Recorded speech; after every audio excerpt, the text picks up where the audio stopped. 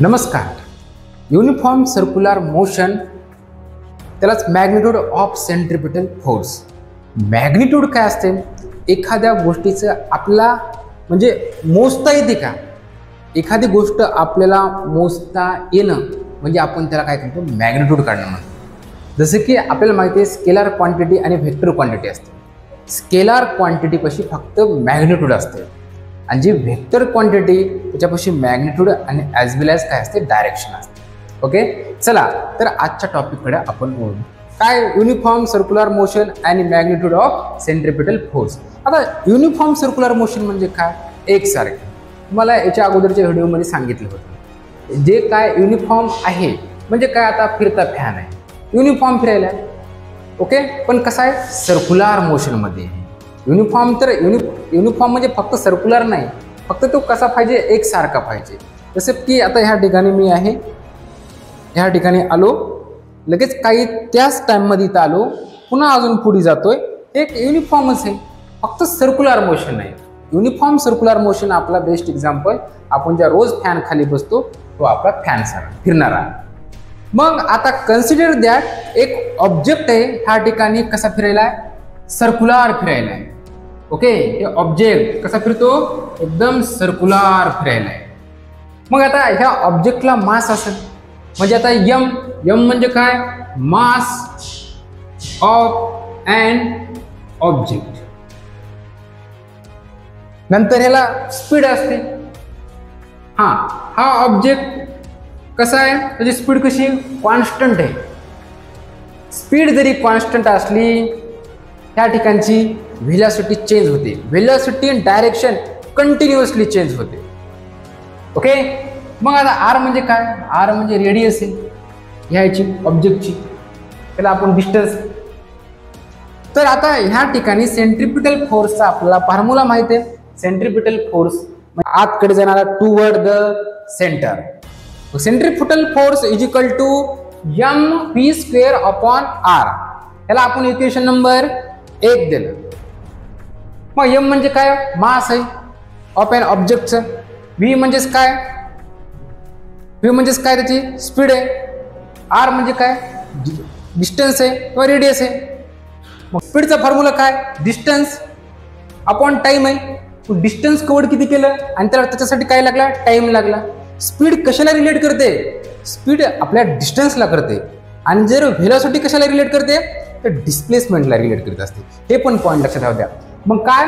The distance travelled by the planet. आता हा planet आहे, ह्यानं काय केलं? डिस्टन्स ट्रॅव्हल्ड केलं इन 1 रिव्हॉल्युशन. पूर्ण रिव्हॉल्युशन, हे पूर्ण काय केलं? एक रिव्हॉल्युशन केलं. Is equal to perimeter of the orbit. मग हे एक प्लॅनेट आहे, त्यानं पूर्ण डिस्टन्स काय केलं? कव्हर्ड केलं. म्हणजेच त्याला आपण म्हणतो is equal to the perimeter of the orbit. आणि त्यालाच पेरिमीटर ऑफ द ऑर्बिट त्याला काय म्हणतात? 2πr. हे मॅथमॅटिकल आहे. Perimeter of the circle, perimeter of the orbit त्याची किती असते? 2πr. हे लक्षात ठेवा. जसं की एरिया ऑफ सर्कल फॉर्म्युला माहिती तुम्हाला πr².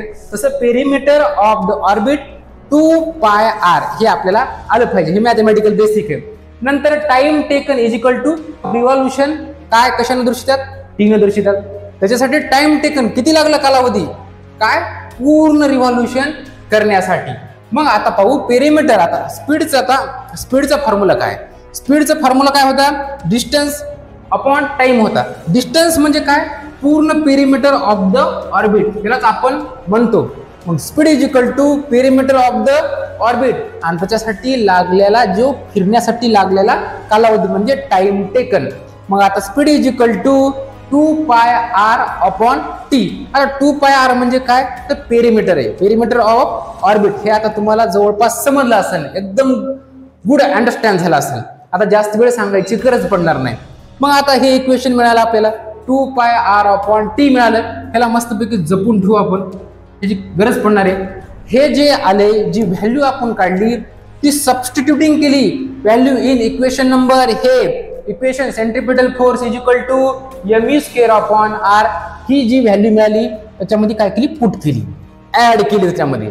मग आता substituting value in equation number 1 ठेवून देऊ आपण व्हॅल्यू v ची.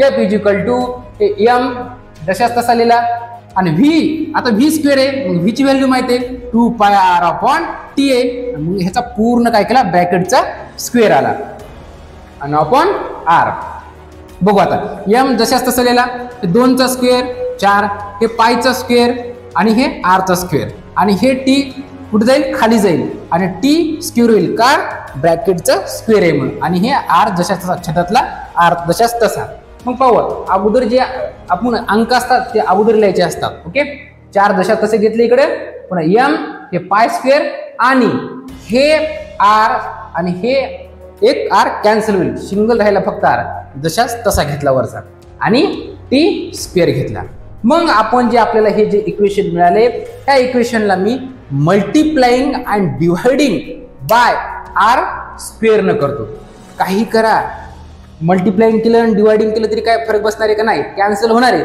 पण आपल्याला इक्वेशन मिळवण्यासाठी प्राप्त करण्यासाठी आपल्याला काहीतरी जुगाड करायला लागते तरच आपलं इक्वेशन येतात न्यूटन सरनं हे तर केले पुट करून आणि सिद्ध करून दाखवले न्यूमेरिकलना हे अशाला असे युनिफॉर्म सर्क्युलर मोशन आणि मॅग्निट्यूड ऑफ सेंट्रिपिटल फोर्सची त्याने काय केली मॅग्निट्यूड कॅल्क्युलेट केली पाहू आता मल्टिप्लाइंग अँड डिवायडिंग बाय काय केलं आर स्क्वेअर मग आता एफ इज इक्वल टू हे इक्वेशन वरचे जशाच तसं ठेवलं आणि मल्टिप्लिकेशन आणि काय केलं डिवायडिंग ची हे ठेवली आणि नंतर 4m पाय स्क्वेअर आणि आर स्क्वेअर इकडे घेतला आणि जो आर आणि आर स्क्वेअर होता आर स्क्वेअर आणि आर काय येणार आर क्यूब येणार आणि टी स्क्वेअर येणार हे सर्वांना फक्त काळजीपूर्वक पहा तुम्हाला समजेल आणि हे करताना नोटबुक राहू द्या सोबत लगेच कळेल एकदम अंडरस्टँड होणं काही जणांना समजेल काही जणांना समजणार नाही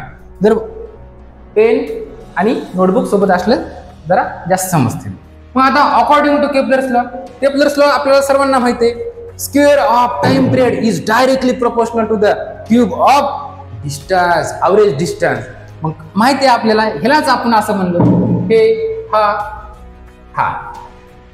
आणि ह्यालाच असं लिहितात आपल्याला काहीतरी कॉन्स्टंट घेऊन मग काय केला डायरेक्टली प्रोपोर्शनलचा मी त्याला काढण्यासाठी काहीतरी कॉन्स्टंट घ्यावं लागते स्क्वेअर हे आर आणि के असं आपण पाहितलेले हे पहा याच्या अगोदरचा जे आपला पार्ट 2 आहे केपलर्स लॉचा ते पाहून घ्या तर अंडरस्टँड होईल कळण केपलर्स लॉ काय होता तर आपला केपलर्स लॉ किती होता हा थर्ड लॉ होता मग आर पहा ह्याला काय केलं तर R cube T square is equal to 1 upon K फक्त खालच्या व्हॅल्यू वरी केल्यात असं equal to 4m pi square R square आणि 1 अपॉन के तर काही जण म्हणतात सर हे कुठून आलं काहीच नाही इकडून घेतलेलं आणि आपल्याला माहित आहे का आर क्यूब आणि टी स्क्वेअर म्हणजेच कुठे गेला आपला हे याची व्हॅल्यू 1 अपॉन के पुट केली नंतर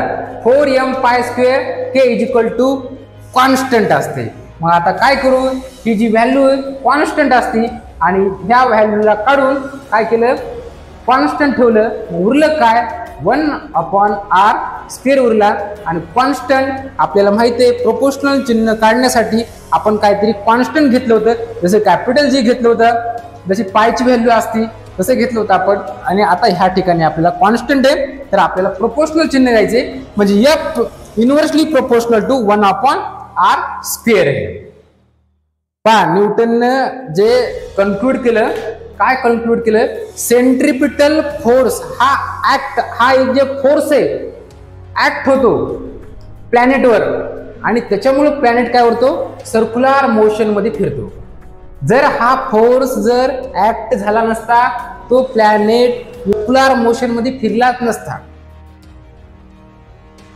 आणि पुन्हा सांगतो न्यूटन की force is inversely proportional to the square of distance पण हे डिस्टन्स कोणामधलं आहे एका प्लॅनेट मधलं आहे आणि अँड सन मधलं आहे अशा पद्धतीनं आपला मॅग्निट्यूड ऑफ सेंट्रिपिटल फोर्स आपण पाहिला आणि हे जरी एक्झामच्या दृष्टीनं महत्त्वाचं नसलं पण आपल्याला हा एक कन्सेप्ट समजले पाहिजे प्रत्येक टॉपिक आपण समजून घेतला पाहिजे फक्त परीक्षेच्या दृष्टीनंच विचार करायचा नाही हे तुम्हाला भविष्यात सुद्धा कामाला येईल.